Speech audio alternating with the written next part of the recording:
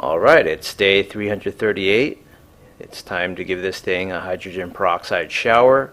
At the time I thought it made a lot of sense as it would help disinfect everything and get some oxygen down there into the root ball. Although that's not my primary concern, there's been a lot of bug infestation. So this is on fast forward. You can see everything kind of forming waves up and down. That's because the hydrogen peroxide reacts with things and releases oxygen bubbles and lots of water as well. So the water's already there in the volume that I'm showering in. It's the oxygen that's expanding and moving everything around, which in retrospect is not that great for the pot because it's disturbing the connections established between the roots, the fine roots, and the chunks of potting mix. So you can see the whole thing just quaking and waffling around. It's kind of fun to look at. So this is a very leisurely 10-minute episode in which I'll explain the thought process and the history of what happened to this passion fruit vine of mine over the last 2 months. So if you've been following this passion fruit growing series, I've had many flowers over the past few episodes, and you can see actually a worm there on the very far right of this pot, kind of wriggling around. So that's another pest that I'll show you up close later on. I don't know if it actually does anything. I don't know what it's eating. It looks like some caterpillar or mothworm that might be eating just the debris down there and all the stuff that's rotting. So that's very interesting. I don't know where they came from. I don't know if anything flew in here and laid eggs, but there have been a lot of problems. I thought I was going to get fruit by now, but it's late October at the end of this episode. At this point it's still mid-September in the footage, and it's going to get cold soon. Well, cold is a relative thing depending on where you live. So it's day 343. As I mentioned earlier, as you saw, strange worms have visited my passion fruit pot, and we'll get a very close look at two of those later. I didn't even notice it in the footage previously, but as you can see here, the foliage looks more yellow than it has in the past. And in the beginning of this plant growing series, I noted how robust and lush the foliage looked. Past the initial episode, the first 100 days, everything got a dark green. It was a beautiful verdant appearance, and the vine elongated, and we got more and more leaves and more offshoots until it took over the entire balcony. So here's an example of one of these caterpillars, it looks like, that comes out, some kind of worm, after I water a lot. So it's obviously living in the potting mix, which is very strange. So therefore maybe it's not a caterpillar. It doesn't eat the leaves. Nothing seems to eat these leaves actually. It's just these worms, fungus gnats, and other pests, ants that keep burrowing in. So there was a point at which ants overrun this pot as they tried to with other pots. Perhaps they're trying to establish a forward base or a new nest here, but I keep disturbing it, so it's not an ideal habitat for them. And when I water, everything just runs for the hills, runs to high ground in this case, to avoid drowning. So if you know what these caterpillars or worms are, please let me know in the comments. I'd be very interested. So this is day 354. You can see the leaves are recovering. They're more of a nice green in here on the balcony.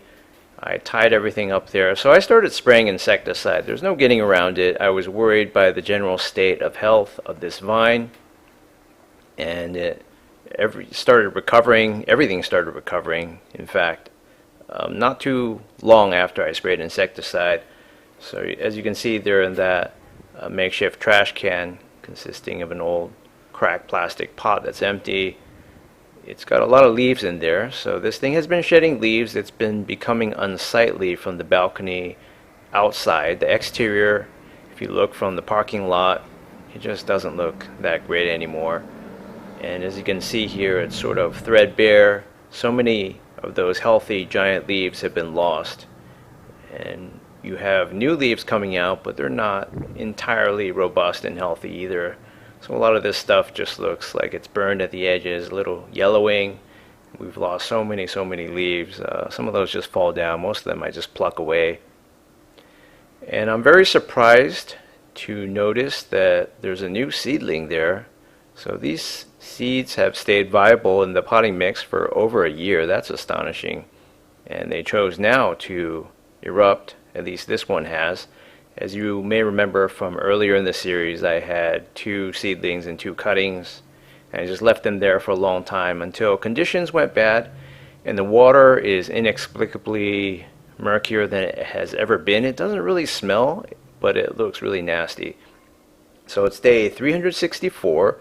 I did a second insecticide spraying at night, coinciding with this update, this footage, and as you can see, the vine is making a recovery. It obviously prefers the shade because that's where the foliage is by far the most robust, and what I'm not showing here is just the tons and tons of little flower primordia and other things that just look burned and shrivel up and fall down to the balcony floor. So I have to keep vacuuming those every once in a while because there's so many parts that just fall down there. So the vine isn't ready to flower again, much less fruit, and it just has this very spindly, unsightly appearance. Remember how dark green and lush this area of the balcony used to look on the rail?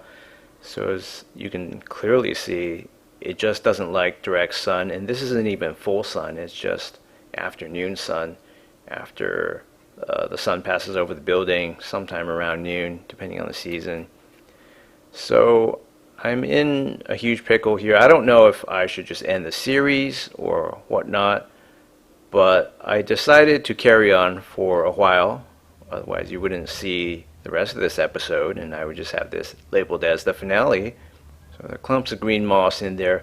I stopped dumping on scoops of fertilizer in crystalline form on top. I did fertilize with a squirt bottle with some dissolved fertilizer and sometimes in the shower can, but I really went easy on that stuff because I felt like at this juncture it wasn't really making a huge difference or helping.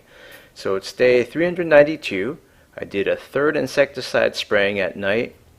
So this coincides with the current time at the end of October, and as you can see, what I've tied up there has grown to a huge extent.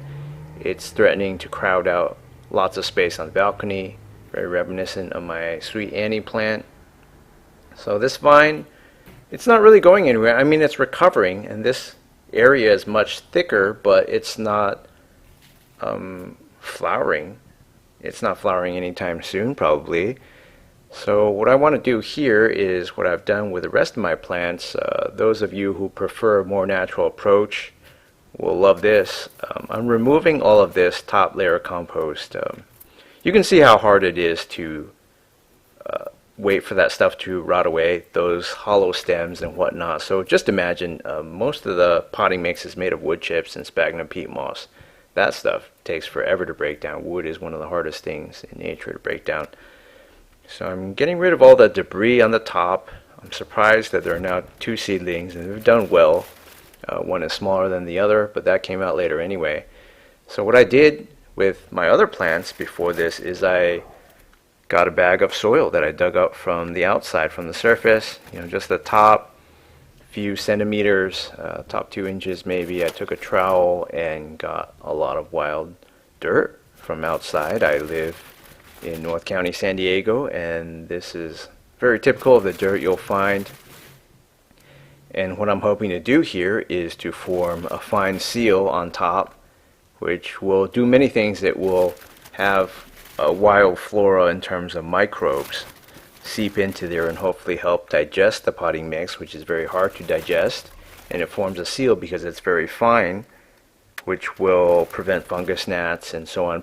It'll prevent a lot of evaporation, which occurs with germinating things. That's why my series have been so slow to get started, because I'm using sterilized potting mix.